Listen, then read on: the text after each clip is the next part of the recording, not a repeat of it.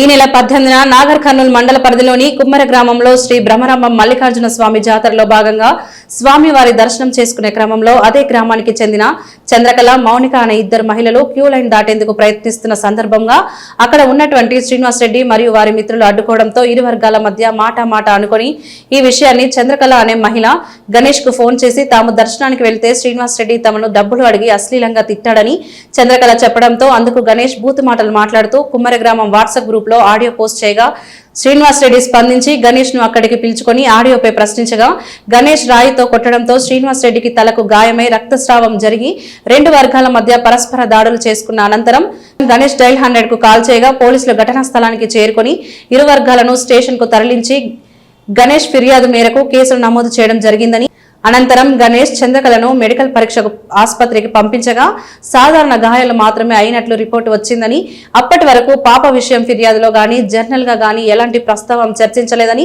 దురదృష్టవశాత్తు సడన్ గా 21న ఉదయం 7:55 2 నెలల పాప మృతిగా హాస్పిటల్లో ప్రకటింపు మొదట ఎమ్మెల్సీ పీఎంఈకి కుటుంబ నిరాకరణ తర్వాత అనుమానాస్పద మృతి ఫిర్యాదు చేయగా కేసు 144 BNSS నమోదు చేసి పోస్ట్ మార్టం నిర్వహించి ప్రిలిమినరీ రిపోర్ట్ బాహ్య మరియు అంతర్గత గాయాలు లేవని హిస్టోపాథాలజీ విసరా రిపోర్టులో FSL కు పంపించడం జరిగిందని అలాగే ఫైనల్ రిపోర్ట్ పెండింగ్ ఉందని వారు వివరించారు.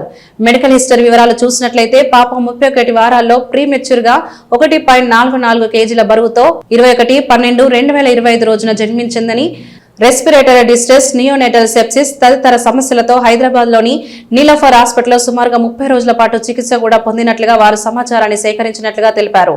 ఈ నెల 22న మృతి చెందిన చిన్నారి తల్లి మౌనిక మరో ఫిర్యాదు చేస్తూ తమను కులం పేరుతో దూషిస్తూ దాడి చేశారని ఆరోపణలు చేసినప్పటికీ అట్టి ఫిర్యాదును కూడా స్వీకరించి SC/ST చట్టం కింద నమోదు చేసి A1 శ్రీనివాస్ రెడ్డిని, A2 మధు రెడ్డిని, A3 శ్రీకాంత్ రెడ్డిలను అరెస్టు చేసి రిమాండ్ కు తరలించి మిగతా నిందితుల కోసం 3 ప్రత్యేక బృందాలను రంగంలోకి దించామని వారు తెలిపారు. According to Government Hospital Nagar Karnool, పాప 31st వీక్ లో ప్రీమేచ్యూర్ గా తక్కువ జన్మ వెయిట్ తో 1.44 kg లో 21st డిసెంబర్ 2025 లో పుట్టింది. రెస్పిరేటరీ డిస్ట్రెస్ వల్ల NICU లో పెట్టారు. దాని తర్వాత ఇమీడియట్ గా నీలోఫర్ హాస్పిటల్ హైదరాబాద్ కి అక్కడ దాదాపుగా 30 రోజులు ట్రీట్మెంట్ ఇచ్చారు. ఈ హాస్పిటల్ రికార్డ్ ప్రకారం రెస్పిరేటరీ డిస్ట్రెస్ హైపర్బిలిరూబినియా అంటే జాండిస్ లేట్ ఫిబ్రవరి 2026 SC కులాలినికి ఇచ్చింది. శ్రీనివాస్ రెడ్డి ₹100 అడిగాడు, పొరుతూ తిట్టాడు అని కొట్టాడు అని 6 మంది రెడ్డి కమ్యూనిటీ సభ్యులు మరియు ఐరన్ రాడ్స్ మరియు కొబ్బరి కాయాలతో దాడి చేశారు అని ఆరోపించింది. తను దయా కోసం తన పాపను వారి పాదాల దగ్గర పెట్టగా పాప 2 మీటర్లు దూరం పడింది అని చెప్పింది. పాప మృతి ఆ దెబ్బ వల్ల జరిగింది ఆరోపించింది. ఈ సంబంధంలో crime number 61 of 2026 to 101 352 read with 3 of 5 BNS మరియు SC/ST prevention of atrocities act కింద కేసు నమోదు చేసి DSP నగర్ కర్నూల్ ఇన్వెస్టిగేషన్. ఇప్పటిదాకా ఈ కేసులో 3 ఆరోపితులు Srinivas Reddy, accused number 2 Madhu Reddy, accused number 3 23rd February 2026 కి అరెస్ట్ చేసి రిమాండ్ చేశారు. మిగతా అబ్స్కాండింగ్ టీమ్స్ ఫామ్ చేశారు. ఇంపార్టెంట్ పాయింట్స్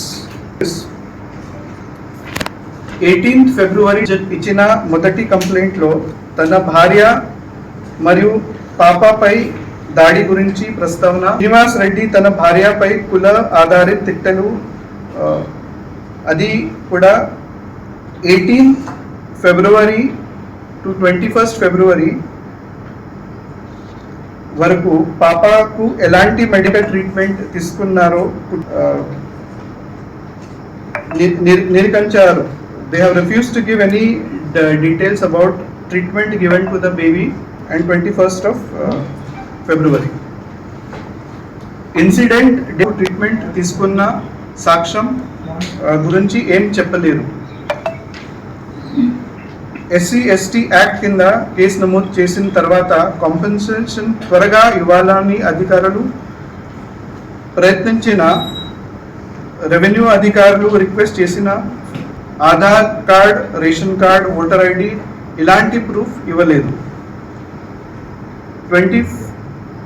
ఇంకా ఒక after looking into the hospital records have come to light during pregnancy on 25th of November 2025 government hospital Nagar Kurnool లో ఒక accident register లో ఎంట్రీ నంబర్ 713 లో మోనికా తన భర్త చేత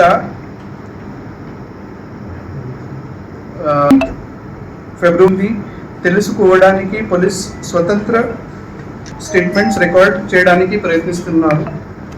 పాపా కుటుంబం మరియు అఫెక్టెడ్ విచారణలో కుటుంబ సభ్యులు సహకరించ హిస్టోపాథాలజీ మరియు విసెరా రిపోర్ట్లో exact cause of death shall be established have been received. ఏదైనా చిన్న సాక్ష్యం జరిగింది సెక్షన్స్ కూడా యాడ్ చేసి అవసరమైన చర్యలు తీసుకుంటాం. Of any physical assault on the baby or we will take strict action as per law. And అందరికీ నమస్కారం. ఈ కుమ్మేరా జాతరలో జరిగిన ఘటనపై ఈరోజు ఒక ప్రెస్ మీట్ పెట్టారు. ఈ 18th February 2026న మధ్యాహ్నం 3:30 గంటల సమయంలో చంద్రకళ, బూరమ్మ మరియు వారి కుటుంబ సభ్యులు కుమ్మేరా మల్లన్న దేవాలయం దర్శనం కోసం వెళ్ళారు. వారి చెప్పిన ప్రకారం శ్రీనివాస్ రెడ్డి డబ్బు అడగడం మరియు వారిని ఆపడం జరిగింది అని చెప్పారు. దర్శనం కోసం డబ్బు ఇవ్వలేని చెప్పినప్పుడు ఇవ్వలేదని చంద్రకళ చెప్పగా శ్రీనివాస్ రెడ్డి వారితో వివాదం చేసి అశ్లీల్ భాషలో తిట్టడం జరిగింది. దేవాలయం పూజారి పెద్ద శైలు యాదవ్ చెప్పిన ప్రకారం వారు బ్యారికేడ్ను దాటడానికి ప్రయత్నించినప్పుడు పెద్ద జనాలు దర్శనం కోసం నిలబడి ఉన్నారు కాబట్టి క్యూ లైన్లో ముందుకు వెళ్ళమని చెప్పినట్టు తెలిపారు. తర్వాత చంద్రకళ తన కుటుంబం సభ్యులతో కిందకి వచ్చి తన కుమారుడు గణేష్కు ఫోన్ చేసి ఈ ఘటన గురించి చెప్పింది. దాని తర్వాత ఆ రోజు 18th February 2026 సాయంత్రం 4 గంటలు సమయంలో గణేష్ కుమేరా గ్రామం వార్తలు వాట్సాప్ గ్రూప్లో శ్రీనివాస్ రెడ్డిని అశ్లీల్ భాషలో తిట్టుతూ తన స్వరంతో ఒక ఆడియో మెసేజ్ పోస్ట్ చేశాడు. ఈ మెసేజ్ను నరేష్ విని శ్రీనివాస్ రెడ్డికి తెలిపాడు. తర్వాత గణేష్ ఆ మెసేజ్ ఆ గ్రూప్ నుండి డిలీట్ చేశాడు. తర్వాత గణేష్ శ్రీనివాస్ రెడ్డిని ఎదురు పడినప్పుడు తన అమ్మ మరియు కుటుంబ సభ్యులు ఎందుకు తిట్టినావు అని అడిగాడు. శ్రీనివాస్ రెడ్డి పిటిషన్ ప్రకారం ఆయన గణేష్ని గ్రామం వాట్సాప్ గ్రూప్లో ఎందుకు తిట్టావు అని ప్రశ్నించగా దానికి గణేష్ నా ఇష్టం, నేను ఆడియోలో ఏమి చెప్పాలో చెప్తాను, ఏమీ చేయాలో చేసుకో అని చెప్పి మరింత అశ్లీల్ భాషలో వాడాడు. తర్వాత ఒక రాయి తీసుకొని శ్రీనివాస్ రెడ్డి తల మీద కొట్టాడు. దానివల్ల రక్తం గాయాలైంది. ఈ సమయంలో గణేష్ మరియు చంద్రకళ కూడా శ్రీనివాస్ రెడ్డి మరియు ఇతరుల చేత కొట్టబడ్డారు. తర్వాత రెండు పక్షాల మధ్య గొడవ జరిగాయి. ఈ సందర్భంలో శ్రీనివాస్ రెడ్డి తల మీద బ్లీడింగ్ ఇంజూర్ అయి రక్తస్రావం జరిగింది. దీన్ని చూసి ఇతరులు గణేష్ని కూడా కొట్టారు. ఈ గణేష్ తన పిటిషన్లో శ్రీను, మధు, సతీష్ రెడ్డి, పవన్, కన్ని, శ్రీకాంత్ రెడ్డి మరియు నరేష్ అన్ని పేర్లు చెప్పాడు. గణేష్ నుండి డయల్ 100 కాల్ వచ్చింది. పోలీస్ వెంటనే రెస్పాండ్ అయ్యారు. తర్వాత రెండు పక్షాలు పోలీస్ స్టేషన్కి వచ్చి పిటిషన్ ఇవ్వడం జరిగింది. దానిపై కేస్ మరియు కౌంటర్ కేస్ రిజిస్టర్ చేయడం జరిగింది. 18 అది ఇప్పుడు ఫస్ట్ పిటిషన్ గురించి మాట్లాడతారు. 18 ఫిబ్రవరి 2026 రాత్రి 8:30 గంటల సమయంలో ఉండ్యాల శ్రీనివాస్ రెడ్డి ఏజ్ 42 కుమెరా గ్రామం రైతు ఒక కంప్లైంట్ ఇచ్చాడు.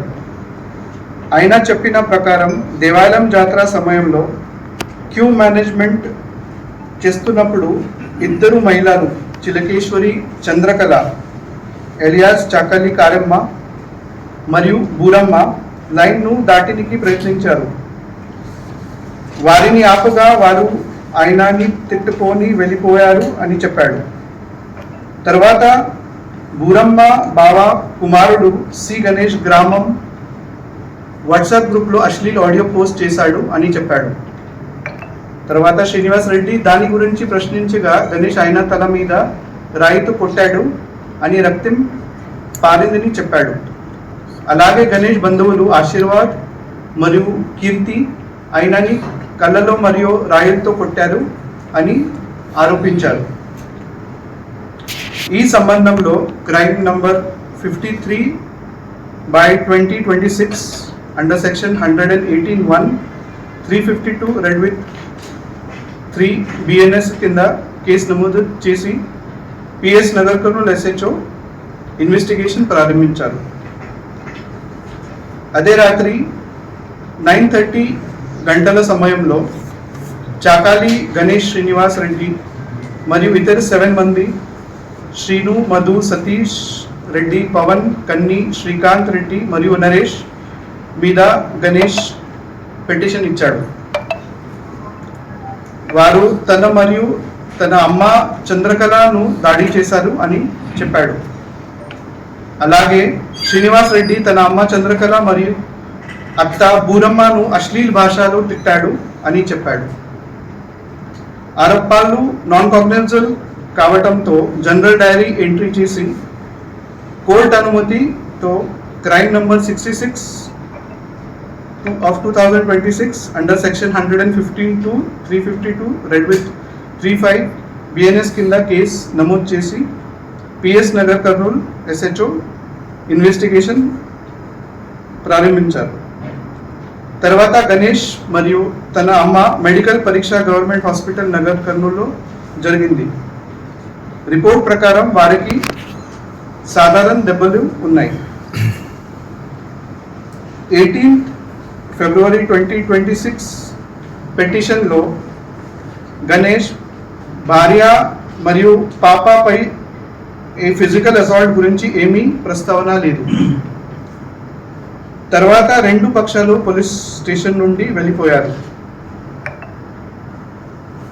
20 ఫిబ్రవరి 2026 సాయంత్రం 6:30 గంటల సమయంలో పిటిషన్ ప్రోగ్రెస్ గురించి అడగడానికి మళ్ళీ పోలీస్ స్టేషన్కి వచ్చి SHO మరియు CIని కలిశారు.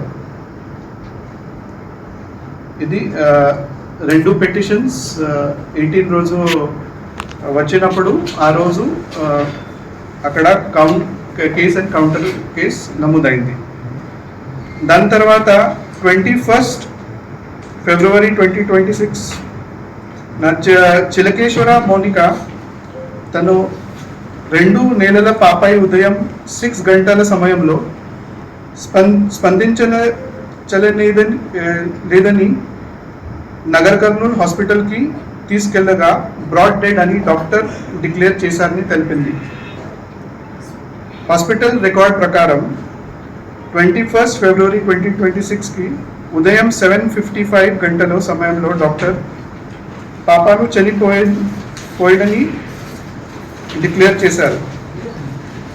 హాస్పిటల్ రికార్డ్ ప్రకారం కుటుంబం మెడికో లీగల్ కేస్ మరియు పోస్ట్మార్టం ఎగ్జామినేషన్కి ఒప్పుకోలేదు అని పాప తండ్రి గణేష్ తల్లి మోనికా సంతకాలు చేశారు. తర్వాత పాపాను మార్చురీలు పెట్టారు. ఉదయం 8:30 గంటల సమయంలో కుటుంబం సభ్యులు అందరూ పోలీస్ స్టేషన్కు వచ్చి పాప మృతి గురించి తెలిపారు.